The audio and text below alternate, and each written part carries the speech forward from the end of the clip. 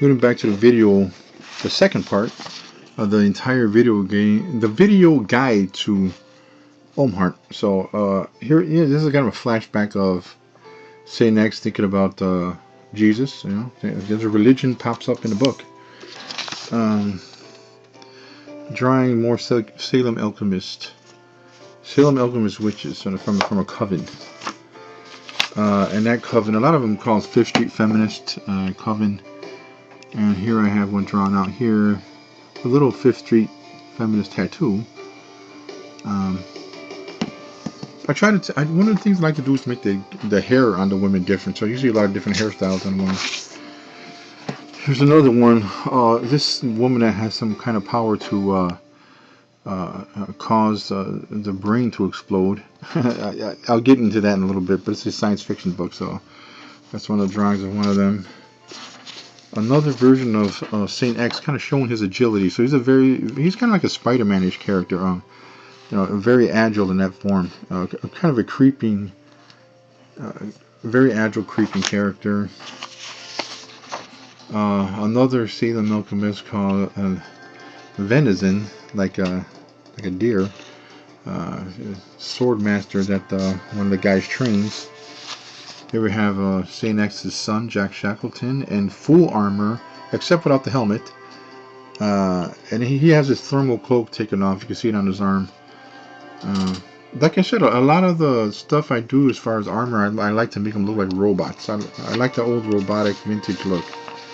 Here's another version of the Saint X armor, because the armor changes as in whatever different environment he goes to, it changes.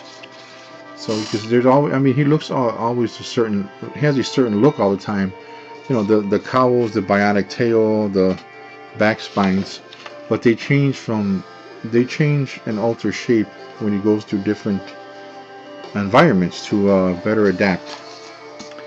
Here he is without the bio helmet on,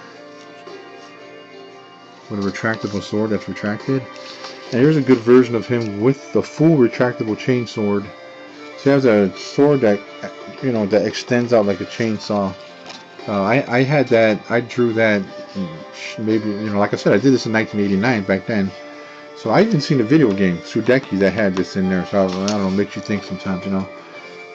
You know, the drawings I did were, I don't know, man, maybe 10 years before that video game.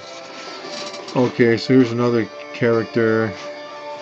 A lot of sexism character in there, sexist type characters. Practicing some of the agility on the Saint X character. So you can see him using kind of a spiral jump here. So that's the way I drew him. He's a very, when he's in that mode, he's a very sinister, creeping, lethal character. You know, he's human. He's just in a bio suit, special suit. This is Vixen where he first meets Vixen Chalet. You can see that she's fighting some kind of giant crocodile. You can see the shadow of it on her body. And once again, this is where the two meet. They're in this kind of a snowy environment, and you have Jack Shackleton with the long thermal cloak and her getting ready to fight. This is where they find her. She's bald and she's wild. They cut her hair. You know, just going through the sketches.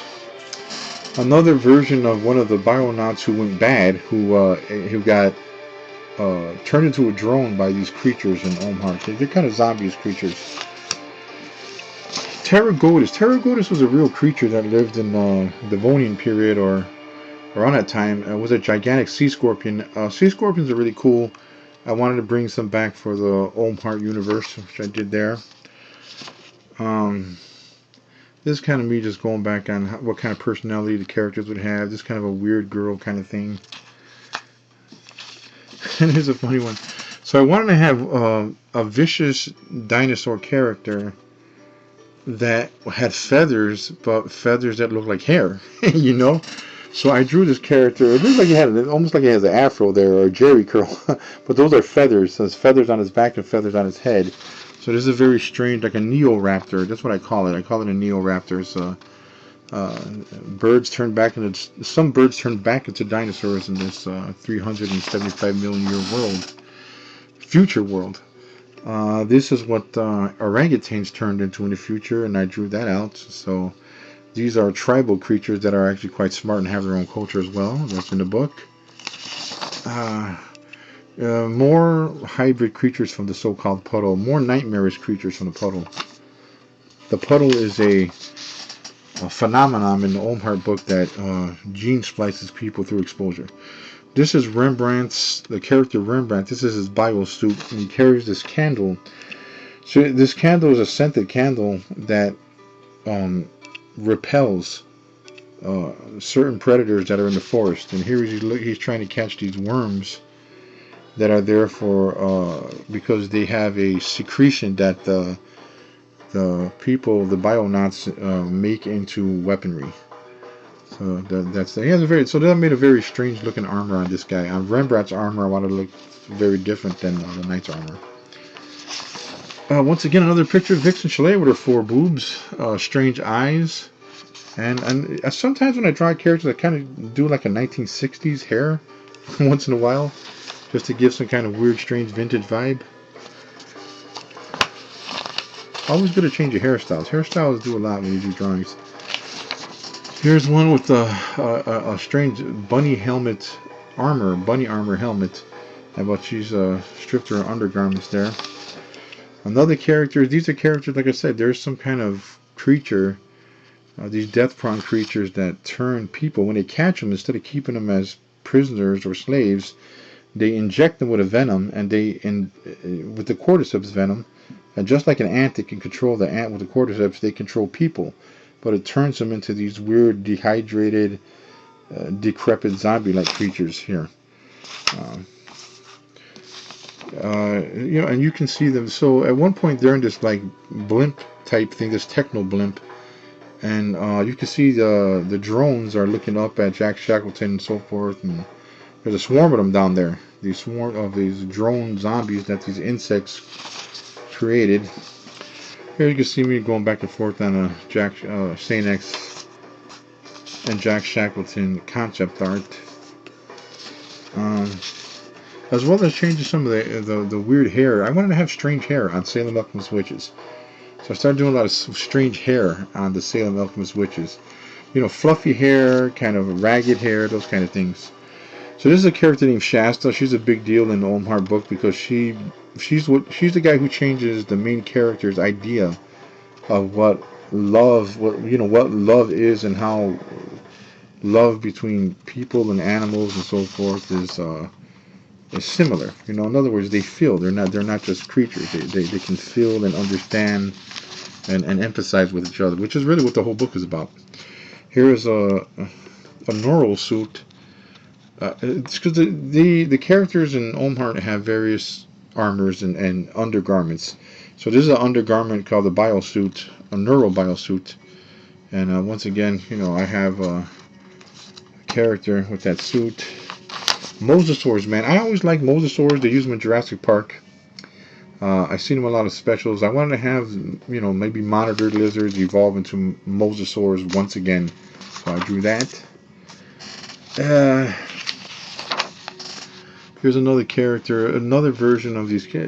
So the Salem Alchemists are sort of almost like anarchist witches because they have this thing called going native, where they're more against people and more with the tribes of animals out there. Here's a quick sketch of Jack Shackleton. I don't know what he's doing that with a ballpoint pen. A land shark, a shark that actually lives on land, literally. So this is like a. So basically what I have, because this takes place 375 million years in the future, this is what, so basically they have these lemon and dog sharks that are now existing. So basically these sharks that live on the coast started going on top of beaches and so forth. They eventually became land-living sharks, and this is how they look. There's a battle between some kind of arachnid and a dinosaur's creature with a lot of feathers, almost like a mohawk on his head. And again, I bring back Megalania once again. The idea of giant lizards are just cool, so I end up drawing this for the book too. Yeah. Basically, lizards get real big. in the future. So here's this thing that just kind of looks. Remember, I had drawn a pterodactyl that I wasn't going to use, so I decided to draw this instead. So this is like it's like an insect version of a pterodactyl. But it's an insect, but it looks like a bird, but it's not. It's actually an insect. And here you can see the tendrils coming out, kind of like a man of war with stingers on the bottom. And it's flying through the decrepit apocalyptic city of Chicago. And you can also see some kind of giant amphibian, just taking up the entire street in a neighborhood. What a frightening thing to see, you know what I mean? Thylacoleo, which is a kind of a marsupial lion. I wanted to have something like that back, and I ended up drawing this. Here's another thing. These are smart arachnids, which later on help the humans, and they have these tendrils in the front that they can use as arms. This is another tendril creature, but it's actually two creatures. This is a symbiotic creature. You have one animal in the front, and inside of that creature, so you have like a fly there, flying animal. Then here you have a creature that uses its tendrils, and they work together. They kill and eat the same thing. This is a scum skipper, the thing that lives in the basements of the old abandoned decrepit homes, which kill people. They hunt and kill people. They swim in the water. Like I said, another zombie-esque drone. I even put the Walking Dead because I wanted to look like zombies. So I have that in there, and you can see this guy was harpooned and cut by the knights, torn up a bit. This is a new version of a saber-toothed tiger. It's basically what it is. It's really like a lynx, like my version of what a lynx or bobcat would turn into. So that's kind of like a turn into a saber-toothed tiger. Same thing here with a spider monkey. Spider monkey, except they got much smarter and they have their own. This kind of actually, there's something called Deloy's ape in cryptozoology, and that's really where I got the look of it from, which is kind of like an evolved spider monkey. But here they have culture and a language, so they're creatures that live there as well. And what would a frog that flies look like? So I drew a frog that flies with his back legs, glides and flies. Flapping flight, mind you. So here's another character that's a big deal in Olm Heart. The big deal is a character called Clara Carnifex, which is a warrior woman with this adaptable shield that she has there, which kind of collapses in shape, kind of does that.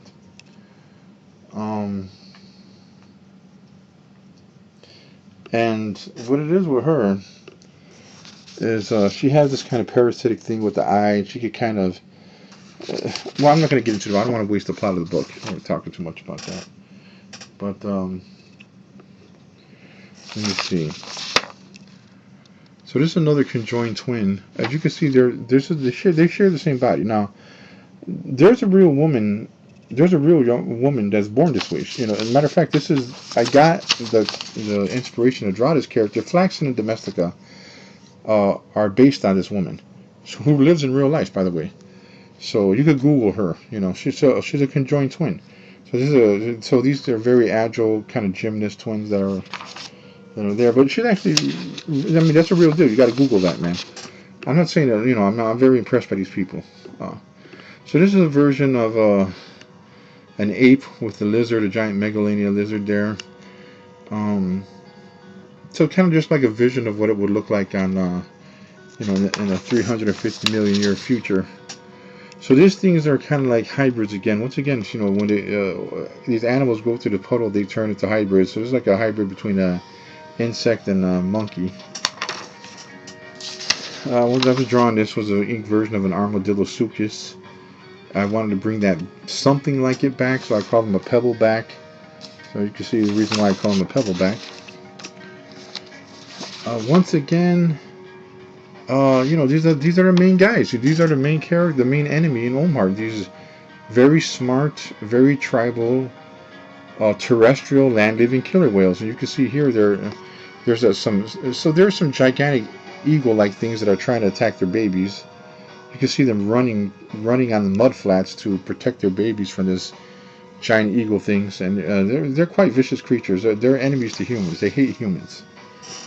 Here's another kind of spider-human hybrid from the puddle, as it were. And here are these Spud Bugs, which are flying amphibious salamander type things that are they secrete a jelly-like substance that's kind of like heroin. like a drug, and the whales control that. You know, they kind of the whales are kind of like drug dealers, but in the natural world, they control the spud bugs, and that's how they control some of the creatures in the future forest. Now, this is actually a carnivorous kangaroo, so it's like a kangaroo that evolved into this carnivorous creature. This is one of my favorites. So this is kind of another Thylacosmitis-like creature, but it's like a grim weasel, that I call it. So it has double jointed legs. So in other words, instead of animals, they just have one joint that goes one way. They run really fast by having legs that go both forward and backwards, which is the reason why the legs look strange. So I want to have a creature that evolves something like that, so run faster. And what a terrifying beast that is in that world. I wanted to have something else to look a little bit like... I was inspired by Godzilla vs. Smog Monster when I was a kid a lot. So I wanted to have something like tadpole forms, but, you know, for my book, I wanted to have something to look like that. Like a water or pond predator. Okay, so this is... see next one in the book when they make him go through a ritual. He has a ritual hood, and like I said, we're talking about Godzilla, man. I wondered, well, what would Godzilla look like if he was a real animal evolved, a real dinosaur? What would he look like? So I kind of drew a version of a Godzilla's creature. How would Godzilla actually evolve? So I wanted to have a creature, of course, much smaller. This thing is maybe about 25 feet, but I want to have a Godzilla-ish creature, and that's what I came up with. These are like I said, these are the Cordyceps Drones that are, like I said, I can't say too much because I don't want to give it the plot of the book. And of course, these are these very mangy looking T-Rex, you know, ancestors, descendants. I want to have these T-Rex that look very mangy looking, kind of sickly looking creatures. Then I want to have a biped turtle. Kind of a gamma looking turtle. So what would a turtle look like if it had long arms and it was a biped? It stood up like a dinosaur. What would that look like? So I actually evolved that and drew that out. So we call those Terrapin Raptors. There's another version of one of the cultists there. Another version of a Salem Alchemist and Day of the Dead makeup. Another creature from the puddle, which is, like I said, when you get close to the puddle, and you get too much of that jelly on you, you will start to hybrid and turn into something. And in this one, I have them turned into like these spidery type creatures, these drones of the puddle, which is an intelligent sentient being, by the way. Here's another. I can't talk about that. I don't want to give up the plot. Can't talk about this either. There's a baby born in Gotham, but that's all I got to say about that. These are different character studies of the main characters in the book. You know, sometimes I like to flesh them out in pencil. Here we have another Salem Alchemist witch that has the ability to control spiders, which you'd be surprised that something like this actually exists in real life. But then here you have a very cartoon version, and these spiders are giant. So I kind of capitalized off this idea, and I wanted to make the women creepy. I wanted to have the women to be not necessarily... I wanted the women to be sexy, but also creepy. And here we have another drone. You know, I wanted to make it look a little Walking Dead-ish. I wanted to be zombie-like, but these are drones that are infected by some venom cordyceps and are used by these creatures to do their bidding. This is a drawing of Abeloth. This is not from my book. This is a Star Wars, one of the Wikipedia Star Wars drawings of Abeloth that I drew for Wikipedia. What the heck is it doing now? It's in the wrong section. Night Surge Drone. This is one of the original first drawings I did of Saint X in full body costume with the bionic tail. And here is another Salem Alchemist. You know, and here's some of the comics. You know, I once in a while, like, I'll do actual comic book panels in the book, though I try not to do that because it's really a novel, an illustrated novel, not a comic book. It's not a graphic novel, it's an illustrated novel. So it's a novel with just a whole bunch of drawings in it, which I'm holding here. This is one of the beginnings of the chapter. One of the chapters is called Tales of Love and Marriage because there's a bit of a romance chapter to show how Saint X and Vixen fall in love even though she's not human. So it's a strange thing. Once again, when I do a lot of the character designs, I do a lot of research on hair. Like a lot of the hair, like how they would look, and just different. A lot of old vintage fashion magazines inspire me. I'll say that. So, and like I said, it's just about really drawing the anatomy to be, disturbing. I want it to be disturbing and creepy. That's what I'm looking for. To have disturbing, creepy anatomy. So here, some of the basic letters.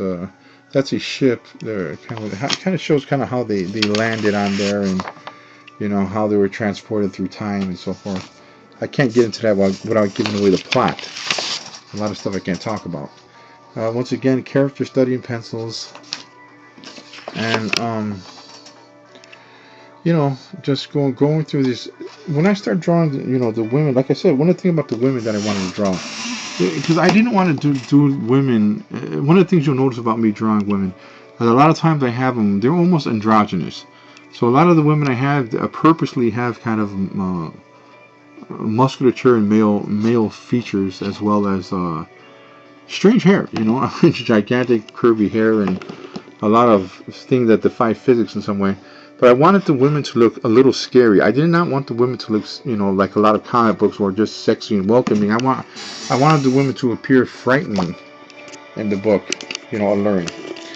So okay, that was a long version of the art of it, the art of Olm Heart, and you can kind of see through that stack of paper. 2 parts. We just looked at right now like 2 years of drawing. Yeah. So this is the reason why people go, why do I take so long to make books? Well, if you're writing it, and then you're actually doing all those drawings, and then you're actually formatting the book, that's why it takes so long. So I'm not like just a regular writer who just goes around typing on a typewriter. What I'm doing is drawing it and writing it and putting it together. So that was a big sneak peek into the art of Olm Heart and what those books will contain.